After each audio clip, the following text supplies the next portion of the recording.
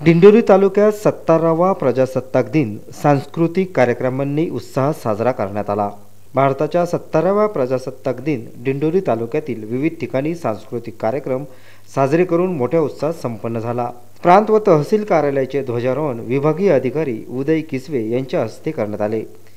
पंचायत समिती कार्यालयाचे ध्वजारोहण सभापती एकनाथ खराटे यांच्या हस्ते करण्यात आले। जनता इंग्लिश स्कूल उच्च माध्यमिक विद्यालयात कार्यक्रमाचे प्रास्ताविक प्राचार्य सी.बी. पवार यांनी केले। तिरंगी ध्वजाचे ध्वजारोहण शालेय समिती अध्यक्ष बाळासाहेब जाधव, स्काउट गाईड ध्वजाचे ध्वजारोहण कृषी उत्पन्न बाजार समिती उपसभापती अनिलदादा देशमुख यांच्या हस्ते करण्यात आलं। सांस्कृतिक कार्यक्रमाचं उद्घाटन नटराज पूजन माजी आमदार धनराज महाले यांच्या हस्ते करण्यात आलं।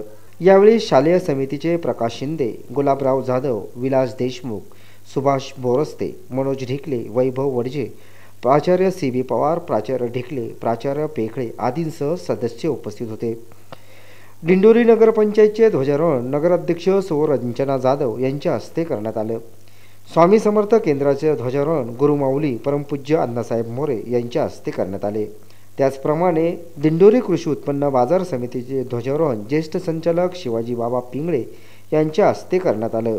त्याचप्रमाणे विविध ठिकाणी सांस्कृतिक कार्यक्रम साजरे करण्यात आले।